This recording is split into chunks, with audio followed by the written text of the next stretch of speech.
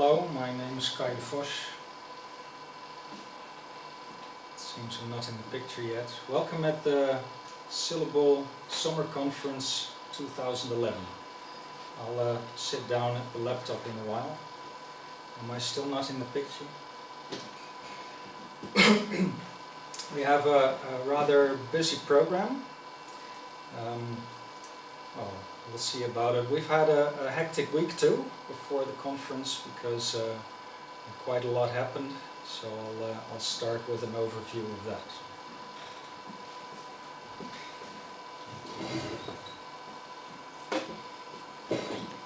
Here's the development build of the current development build of Syllable Desktop and our own native web browser. This is the Syllable website, and as you can see, the top news is about an interview we were recently asked to do for IDG Australia, and it was published early this week on Tuesday, I believe, and it was also relayed to Slashdot. So we've been on Slashdot once again, and we've had, it's also on OS News now, so we've had a nice number of extra visitors this week, and we've had a nice peak in our downloads. The interview is on Tech World Australia.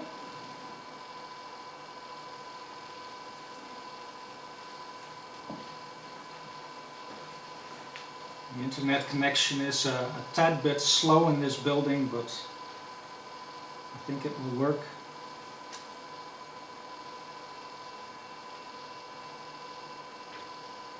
Oh, I'm getting, oh, this is a strange ad. Close it. Here.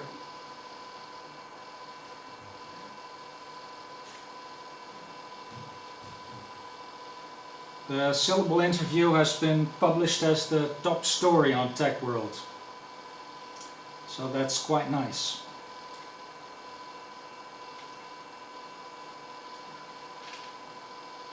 I don't know how long it will be there, but it's been the top story all this week. I did quite an extensive interview with them, and they made a very nice summary of it.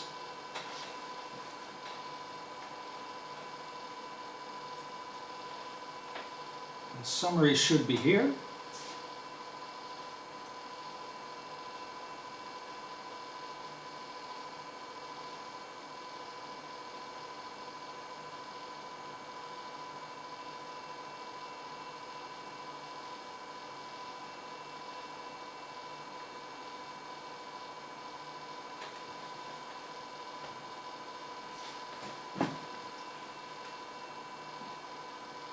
I'm still waiting for the Facebook widget.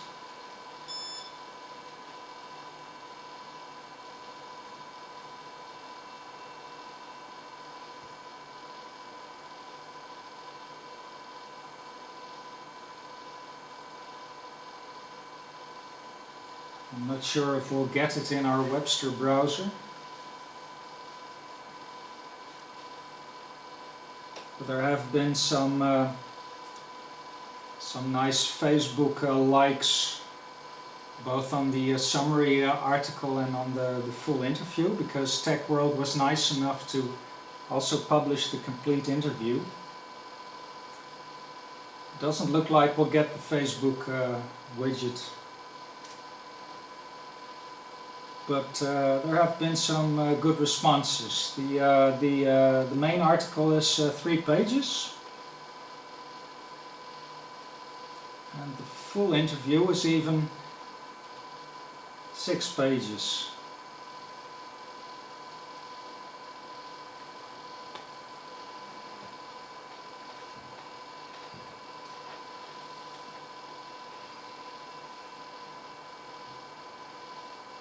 I was afraid it would be a bit long, but there have been several good responses to it. Most people seem to like it quite well.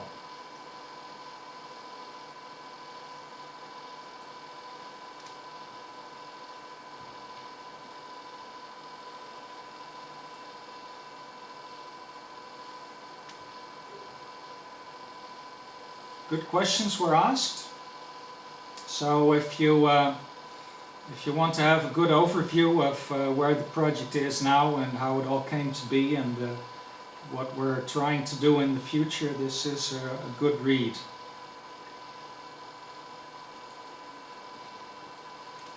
If we go look on our regular home, OS News,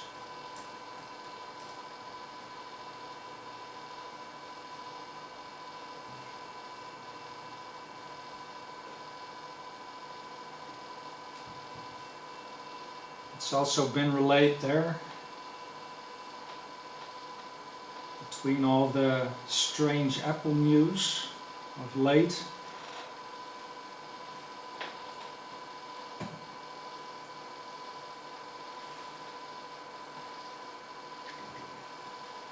We even have more comments than Steve Jobs. And on OS News is also the link to Slashdot, where it was also linked to Tech World.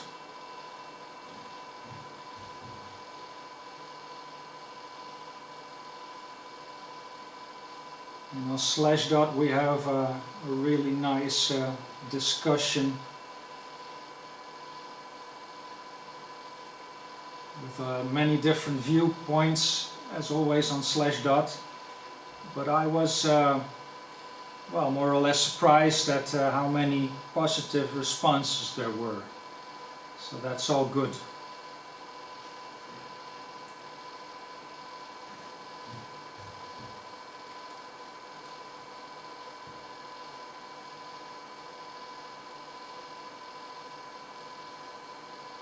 This is a long page with all the comments. It takes a long time to load in this building.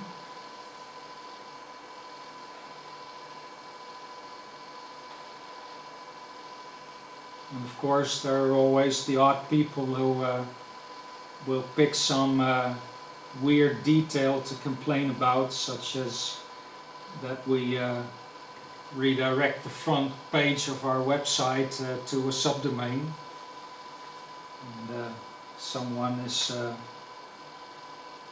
not liking that for some odd reason. But the other comments are really about the article.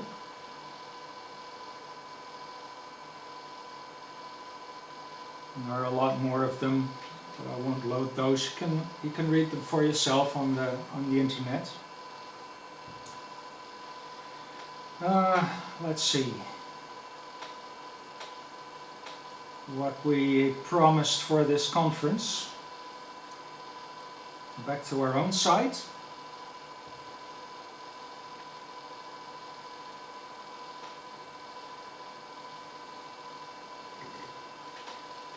And to the Silicon page.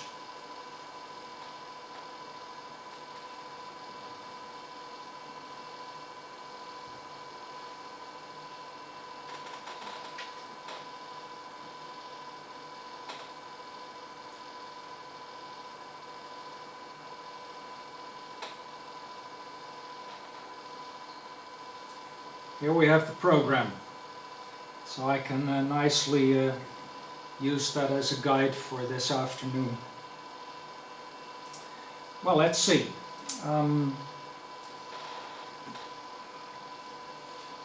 At the January 1 news article, where we usually project what we would like to do for the coming year, I said that this year we would continue with our developments, but we would also especially try to make things more available to the public, because we've had a sort of bottleneck for a few years, and the stuff we've done is largely under the hood, and for a part not integrated with Syllable yet, because it's mostly stems from my personal developments.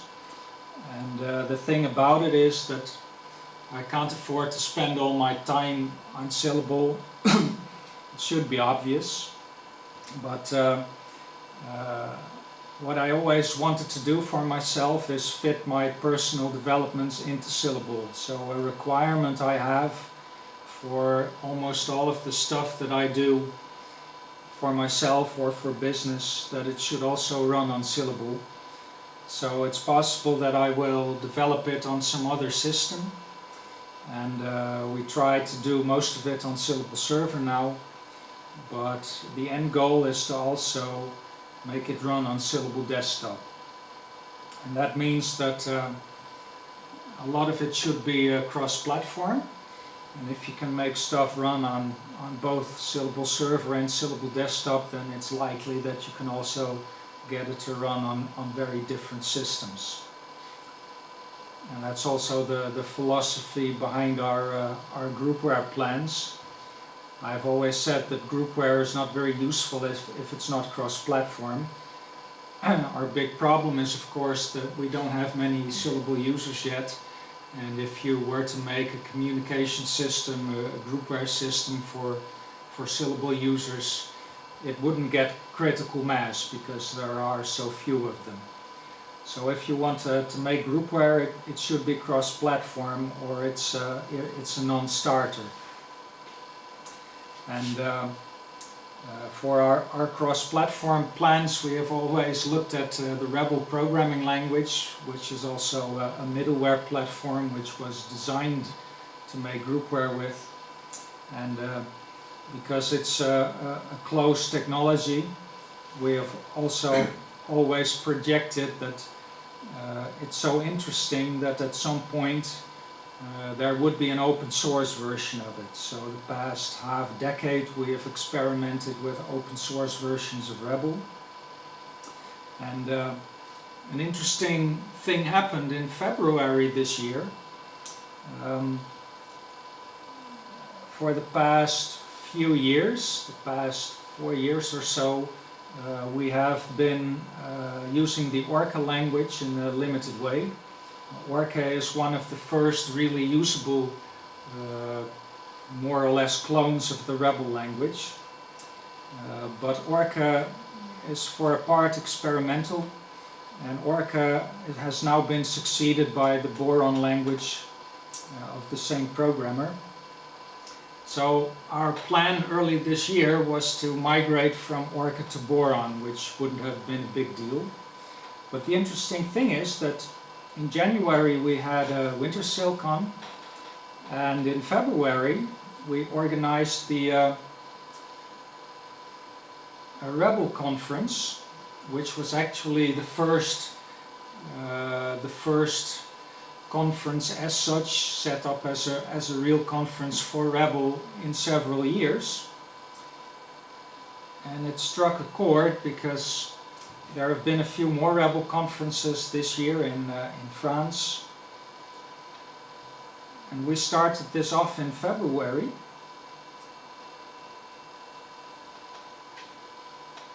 I think I should be able to go to that site from our main site.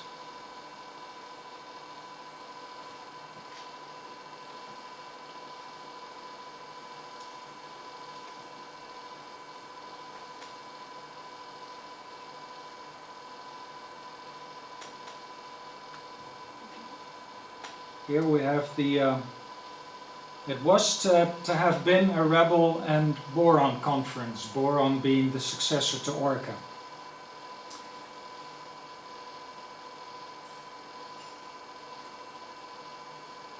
And an interesting side note is that we made this website with the same content management system that we developed for the Syllable sites. And as another side note, that means that this website is running on Syllable Server.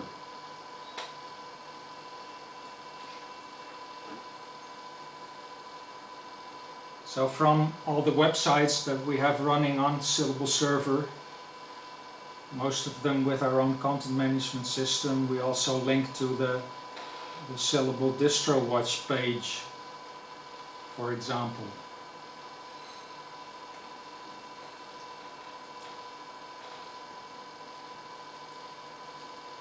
There's a nice picture of Bosch, who also organizes the SillCon. So if you were all here now on the internet, I would ask for applause, but we'll have to do without for the moment being.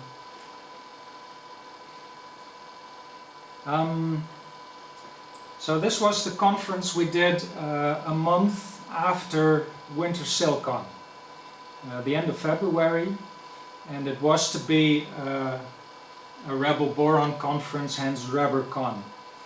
And last year we have been focusing heavily on Rebel 3, the newest version of Rebel itself. And Rebel 3 was becoming available last year, and for the first time we managed to run Rebel on Syllable Desktop, because the old Rebel 2 versions couldn't be made to run on Syllable Desktop unless you would use a complete Linux or Windows emulator or something. But Rebel 3 runs on Syllable Desktop, and it already ran on Syllable Server for a longer while. So we had planned to star Rebel 3 on this conference. Here in the languages box, it was a conference for Rebel 3, and also the old Rebel 2 version, which is in Syllable Server together with Rebel 3 now, and Boron, the successor to Orca, in which we have written a few of our Syllable system tools, such as the packager, the package manager, and through the grapevine we had heard that there would be a new Rebel compatible or Rebel inspired language, and at first I didn't think much of it because we already had Boron, and Boron is looking quite good, and we had a nice Boron 3D OpenGL presentation contributed by Carl Robillard, the Boron author, that we showed on RebberCon. That was very nice. The movie is on the internet by now. If you want to see it, it's also in the resources here of the RebberCon conference. So you can easily find it if you go to this conference site. But originally we had a question mark here because we knew that a new project would be introduced, and we sort of knew that it would be a new Rebel language, a Rebel family language, but we weren't really sure. And eventually it turned out that this was the new Red language. And I thought about it for a while. The presentations by Nenad Kosovic were very inspiring. It's really a very ingenious project, and after a few months and the way it developed in those few months, I saw that this was an extremely usable language, especially with regards to syllable. And there are a few reasons for that. Red is quite different from Rebel. It's Rebel is an interpreted language, very dynamic, very high level, although you can also really get to the low level. So I call it high level, but other people call it more like an assembler level language. And the interesting thing is that it's both. But it is interpreted, so one thing it is not is fast. And usually that isn't a problem, because if you make user interfaces and you make some user-facing applications, Rebel speed is seldomly a problem. But if you want to write system software or number crunching applications, then the speed of an interpreter does become a problem. And also, an interpreter is harder to integrate with your low-level operating system, because as a dynamic interpreter, there is quite a distance with the low-level operating system, which is usually programmed in C, or in our case, in Syllable's case, halfway in C++. And Red is a compiled language, so it will be much faster. And also, Red has a double-layered design. there is a low-level red system language, which is largely finished by now, after only half a year. And this is a language that is quite close to C, but at the same time it is also close to Rebel because of its syntax. And the speed of it is comparable to unoptimized C at this moment, because the compiler is of course not very optimized yet in half a year. So maybe in 5 years we'll have competing highly optimized red system compilers. But at this time it's a C-level language with a naive compiler. And that means that it's not as fast as C, but almost. Now, and as we know, C++ is usually also a bit slower than C, and other compiled languages such as OCaml are also usually a bit slower. So we haven't done any benchmarks yet, but my estimate is that red system code is currently around the speed of C++. And the other large advantage is that because red system works at the C level, it is very, very easy to make bindings with C code. And all of the lower level operating systems, such as the kernel and the low level drivers, and many of the libraries that we take from third-party open source projects, are programmed in C. So for red system it's much easier to bind to those libraries and those subsystems than most other languages. And what I've been doing in the past months, half a year maybe, is write a number of bindings for libraries that we have in Syllable. Because the goal is to eventually to be able to program Syllable in red. And as I said, we now have the low-level red system language. And the red language, which will be much more like Rebel itself, it will still be compiled, but it will be built on top of red system. So red system is a C-style language, and red will be much more Rebel style, but still compiled. So it will still be much faster than Rebel. And the interesting thing is because that means that the red project is planned bottom up. We already have the low-level red system language, and we can already make bindings with it, with all those libraries and subsystems. And when the red language will be built on top of it, which is now in its first phases, the bindings that we are making now for red system can immediately be used in red. So by making the red system language first, we can easily work ahead on bindings that will be usable by red later on. So although it's a low-level language, which could be called primitive at the moment, it's also fast, and it allows us to work ahead. And that means that the red project is developing very fast, because Nenad is working on the core language, and he has finished red system in about half a year, since February. Well, that's quite fast for a language. And red system is at the moment written in Rebel 2, and that is one of the reasons that it could be developed so fast, because Rebel itself is a toolbox for making languages. So Rebel 2 is now used to implement the red system language.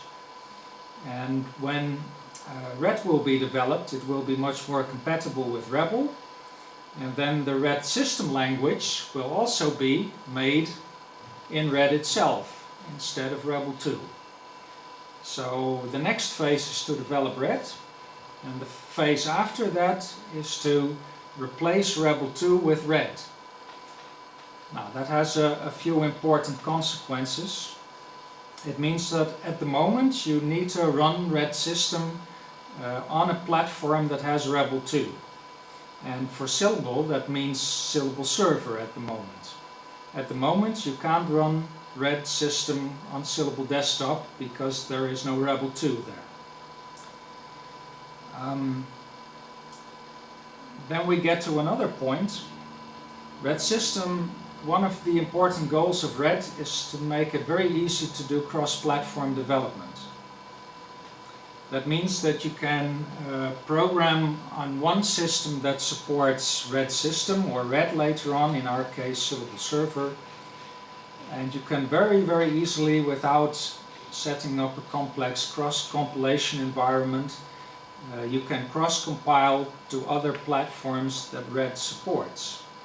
So what we have achieved a number of things in the past half year.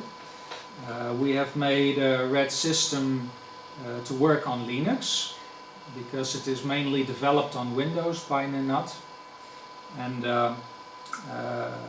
he got help in porting it to Linux, and that means that it runs on Syllable Server. And then I got in the mix, and as a project with several people collaborating, we made the output of Red system work on Syllable Desktop, which is another step further, because Syllable is quite compatible with all the GNU tools. It has the it runs on the same Intel CPUs, of course, and it has the same ELF binary format. But Syllable Desktop does not use the GNU loader, which is used on Linux. So there were problems with supporting the Syllable loader and with supporting the Syllable memory layout, which is also quite different from Linux and other systems. It's more like BOS actually. So we needed some extra modifications, and we needed to change some system calls in the Red runtime. Red has a very small runtime at this moment. It's also supposed to stay very small and lean. And but the runtime is what adapts a platform to the underlying operating system. So some changes needed to be made in the Red runtime, with a few system calls, a few kernel calls, and a few other things. And eventually, in several steps, we got it to run on Syllable Desktop. Well, what does that mean? At the moment, that means that we can run the Red system compiler on Syllable Server, but we can make it generate programs that will run on Syllable Desktop. So we can now cross-compile programs from Syllable Server to Syllable Desktop. And I'm personally very pleased with that, because I'm developing on Syllable Server all the time, and I'm developing for Syllable Desktop in several ways. And this really extends what we can do in that setup. Okay, so that's the significance of Red. The significance of Red. Can you also build Red for Windows or other Linux distros? Yeah, Red is mainly developed on Windows, so it runs on Windows and can generate programs for Windows. The second target was Linux, so it can run on Linux and it can generate programs for Linux. And the third target was Syllable. So it can't run on Syllable yet, because we need the full Red language first. But we can generate code for Syllable Desktop, and you can do that on Linux or on Windows. And OS X? The Mac OS X has been implemented after that, so it can now also run on Mac and generate code for Mac. So you can use a Mac to develop for Syllable Desktop or for Linux, or you can use Linux to develop for Mac. Can you build programs for Android? Android not yet, but that is definitely a target. Red has the goal to be quite broad, so there's a plan for a fairly large number of backends. Well, maybe I should go to the Red side before going back. Let's see if we can easily find the goals.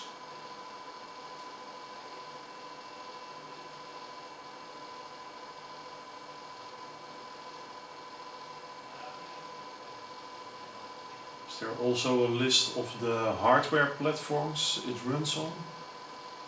Well, While the operating system mainly determines the hardware it runs on. But does it run on ARM platform? It definitely doesn't run on it because there is no Rebel 2 for ARM platforms. So that will have to wait until the full Red implementation. The backend for ARM has been started. So it can generate code for ARM, but in a really experimental phase. And I don't think that has been published in the mainstream version yet. And there's also the question, the ARM platform is not really a platform, it's fragmented. ARM processors are in all sorts of small devices, and there are a number of ARM generations. And if you generate code for an ARM Linux laptop, for example, chances are that it won't run on very small ARM systems such as phones or embedded boards such as Arduino. I think the small embedded ARMs are often still version 5 ARM families, and the newer ARMs are generation 11 often, or 7 in between. So if you make a backend for an ARM 11 family, it won't run on ARM 5. And someone has started on a newer ARM backend, probably for ARM 11 or somewhere around that, and Nenad himself has started on a backend for small Arduino boards, and that is probably ARM 5, I think.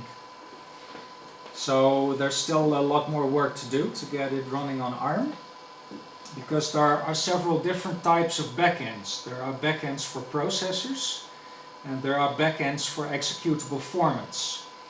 And there's of course the runtime for each system. And the nice thing about the port to Syllable was that we are using the same ELF binary format as Linux and other GNU systems. So we didn't need a new ELF backend, but we needed a few modifications in it for the Syllable loader. Syllable is running on Intel processors, so we needed no new processor backend, so the processor backend was unchanged for Syllable. But for ARM you have to implement a new processor backend and probably a new executable format, although if you're running on ARM Linux you can probably still use the ELF format. But for very small embedded boards, they use their own very simple formats. So there's also a very simple binary format started for the for 8-bit Arduino systems. And that's an entirely different processor too, the AVR Atmel CPUs. Now that's all being, it has been started, but it's not in the mainstream Red distribution yet. But the goal is to get all those backends. See if I can get a list for that. Here's the roadmap. This is a Blogger site, so it's fairly heavy on our old laptop and our Webster browser. So it's a lot slower than the other websites we saw.